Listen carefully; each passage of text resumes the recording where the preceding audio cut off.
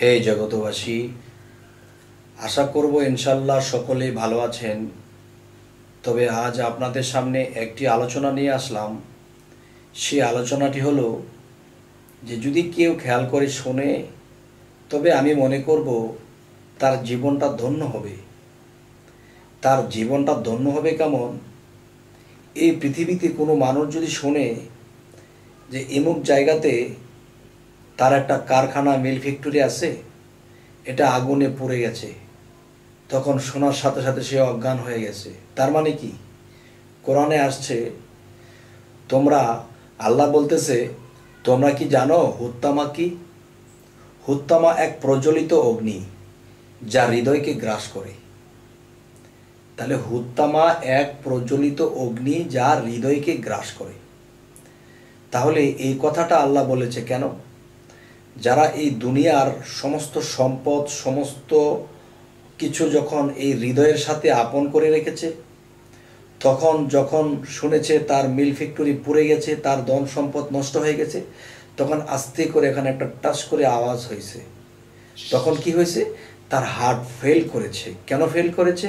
তার হার্টের সাথে সেই সম্পদগুলো বাঁধা ছিল। যখনই শুনেছে যে ওগুলা বরবাদ হয়ে গেছে, তখন তার হার্টের মধ্যেও একটা টাচ করে আওয়াজ হয়েছে। আর আল্লাহ বলেছেন যে তোমরা হুত্তামা কি জানো? হুত্তামা এক প্রজ্বলিত অগ্নি যা হৃদয়কে গ্রাস করে। তার মানে হৃদয় অ্যাটাক করে, তখন কেউ বাঁচে, কেউ মরে যায়। যাই হোক, তাহলে কোনোদিন কি আমরা শুনেছি যে আমি আল্লাহকে হারিয়েছি, আমি রাসূলকে আর কখনো পাবো না? এই কথা শুনে কি কখনো আমার হার্ট স্টপ করেছে? তাহলে বোঝা গেল কি যে এই দুনিয়াটা কি আমি এখানে ভরে রেখেছি, বেঁধে রেখেছি, যার ফলে এটা শোনার সাথে সাথে আমি শেষ।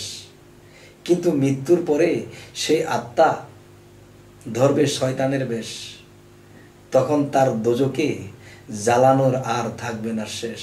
যাই হোক, তো এখনকার যে মূল কথাটি আপনাদের সামনে নিয়ে আসছি সেটা হলো যে কেউ জানতে পেরেছে যে সে ইমুক দিন মারা যাবে, বা তার মৃত্যুর সময় খুব কাছে, বা তার হায়াত শেষ, বেশি দিন বাঁচবে না।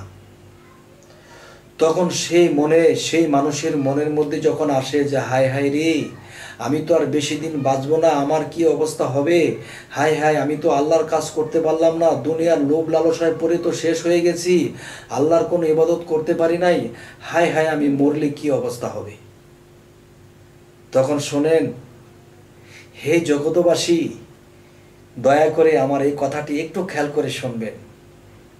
সেই কথাটি হলো, আল্লাহ বলেছে, আমি দয়াশীল, আমি মায়াশীল, আমি কারো প্রতি নির্দয়া নয়, সবাইকে দয়া করি। যখন একটা মানুষ বুঝতে পারে জীবন ভরা পাপ করেছি, জীবন ভরা খারাপই করেছি, ভালো কিছু করতে পারি নাই, তখন তার মনে যখন জাগে যে হে আল্লাহ, বেঁচে থাকতে তো তোমার কাজ করতে পারি নাই, আমি জানতে পেরেছি যে আমার হায়াত বেশি দিন নেই, আমি মারা যাব, হে আল্লাহ, কিভাবে আমি তোমার কাজ করব, কিভাবে তোমার সাধনা করব, কিভাবে তোমাকে আমি খুশি করতে পারবো, আমাকে সেই খুশি করায়, তোমাকে যেন খুশি করায়া আমি যাইতে পারি। তখন হায়াত কি কখনো আর বাড়ে? তখন দেখা যায় হায়াত দিন দিন মানুষের কমতেই থাকে। তখন আল্লাহ একটা সুযোগ রেখেছেন। সুযোগটা কি রাখলো?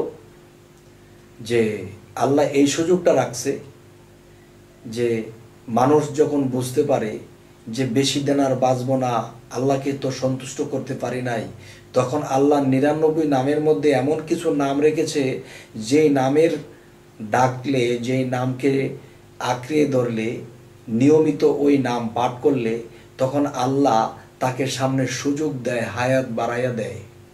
তখন সে আল্লাহকে আরও একটু ডাকতে পারে, আরও একটু ইবাদত করে আল্লাহকে খুশি করে এই পৃথিবী ত্যাগ করতে পারে। তাহলে আল্লাহর সেই নামটি কি? কোন নামটি? সেই নামটি আজকে আপনাদের সামনে তুলে ধরবো ইনশাআল্লাহ।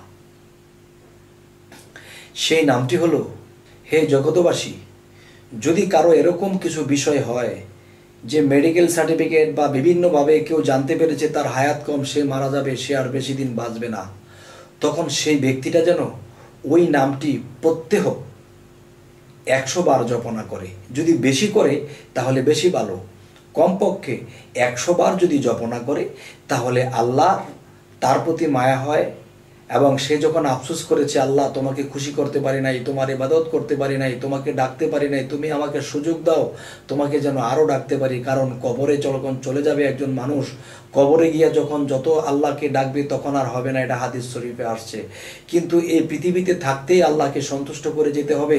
তাহলে হে আল্লাহ, তুমি আমাকে সুযোগ দাও, তোমার 99 নামের কোন নামের গুণে আমি তোমার সেই ইবাদতগুলো করে যেতে পারবো, এবং সেই নামগুলো আমি ডেকে গেলে তোমাকে আমি এখান থেকে খুশি করে যেতে পারবো। সেই নামটি হলো কি? সেই নামটি হলো ইয়া আখিরু, ইয়া আখেরু, ইয়া আখেরু। এই নামটি যদি প্রতিদিন কেউ 100 বার জপনা করে, 100 বার জপনা করে, এবং বেশি যদি করতে পারে তাহলে বেশি ভালো। তবে ইয়া আখেরু নামটা সবসময় যদি কেউ জপনা করতে থাকে, চোখের পানির সাথে করতে থাকে, তখন আল্লাহর যখন তার উপরে সুদৃষ্টি হয়, এই নামের বলে তার হায়াত বৃদ্ধি করে দেয়, এবং আল্লাহ তার প্রতি সন্তুষ্ট হইবার মতো কর্ম আমল করাইয়া তারপরে আল্লাহ তাকে এই পৃথিবী থেকে বিদায় দেন। হে জগতবাসী, আজকে আপনাদের সামনে এই আলোচনাটি তোলার উদ্দেশ্য, অনেক এই পৃথিবীতে অনেক মানুষ যে বিভ্রান্তি হয়, যে বয়স হয়ে গেছে, আল্লাহর নাম ডাকতে পারি নাই, আল্লাহর ইবাদত করতে পারি নাই, এখন তো আর সময় নাই, হায় কি করব, যখন হতাশায় যখন পড়ে যায়, তখন আল্লাহ এই হতাশা ব্যক্তিদেরকে এই সুসংবাদটা দিলেন আল্লাহর 99 নামের মধ্যে। তবে এমন সমস্যা যার, এমন কেউ কিছু জানতে পেরেছেন হায়াত কম, বেশি দিন আর বাঁচা যাবে না, তখন তিনি বেশি বেশি এই নাম জপনা করবেন। ইয়া আখিরু, ইয়া আখিরু, ইয়া আখিরু সর্বদা জপতে থাকেন। তবে আল্লাহ যদি একবার আপনার দিকে সুদৃষ্টি করে, তবে ইনশাল্লাহ আপনার পরপারের ব্যবস্থা আল্লাহ করে দেবেন। হে জগতবাসী, আজকে এই কথাগুলো বলার মূল উদ্দেশ্যই হলো, এই হতাশাতে অনেক মানুষ আছে, তাই আজ এই কথাগুলো বলেই রাখছি। সকলেই ভালো থাকবেন। আল্লাহ হাফিজ।